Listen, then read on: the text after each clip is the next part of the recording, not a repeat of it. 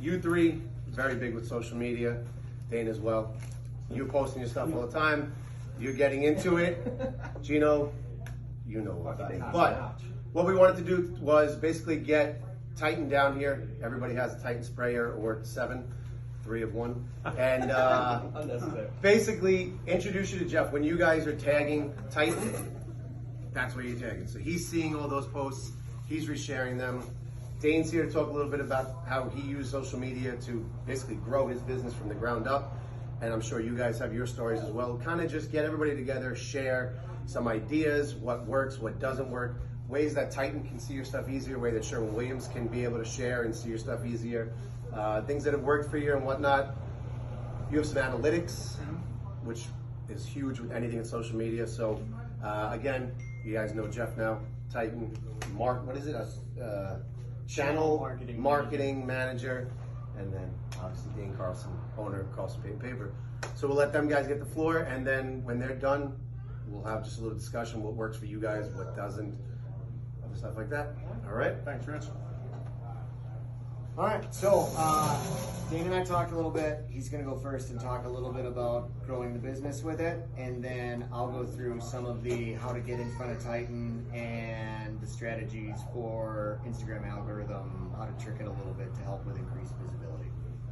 Right. What's up, Paint Fam? Dane Carlson, Carlson Paint and Paper. Figured I'd introduce myself. So this presentation today is just basically how I grew my business using social media as the main tool and focal point to gain new work, to reach customers I already had, and connect with other painters and sales reps and brands like Titan in the field. So the first thing you gotta do is you gotta get an account on Instagram, Facebook, and you need both of them, a personal one and a business one.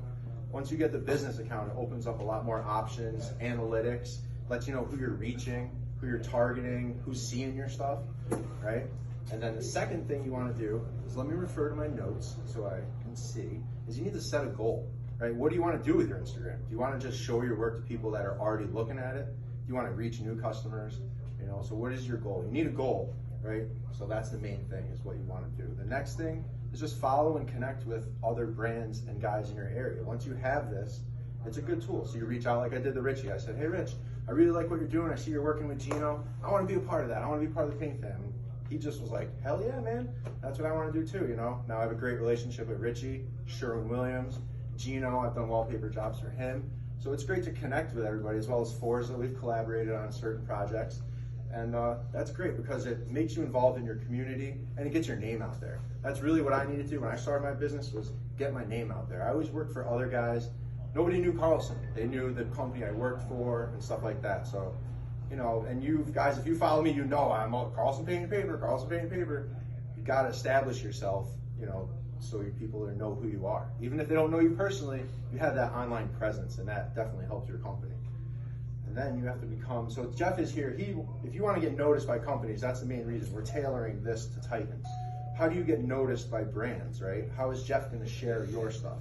Well, you have to be brand aware. Now, what is that? You have to know, all right, I want to post a Titan, then get him to know it, right? So I can't have anything else in the background that's, Coca-Cola doesn't want Pepsi in their commercials.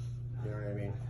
Titan doesn't want any other competitors in their commercial too, especially if you want them to share it and everybody else to see it. So you got to be brand aware and brand sensitive. I like to say that too, because also vulgar music, explicit language. Reels are huge. Everybody loves the reels because that's what Instagram is pushing. It's trending, it's this and that. And the audio does get you a lot of views. You get millions, right? This and that. But Jeff's not going to share it if it's Lil Yachty and this and that. You know what I mean? Not like we're anti Lil Yachty, but you know what I'm saying? Like that hardcore stuff. So you got to be sensitive. These are companies and corporations that deal with big accounts, and you can't single anybody out, and you have to play fair and democratic and all that stuff. So I call it brand aware and very sensitive. And the last thing, I called this my 5 and 1 steps to success. 5 and 1 because we're painters. Everybody knows what 5 and 1 is, right? So this was the 5 reasons in one presentation, and the 5th one is just start posting, and you got to use the right hashtags and your location. Those are 2 different things. If you just share a picture, only your friends will see it. If you use a location, people search locations. They also follow certain hashtags. So if you hashtag Sherwin Williams, Sherwin will see it because obviously you hashtag them. So combinations of all of these things will help you reach out to new audiences and audiences that you already have, and in turn grow your business.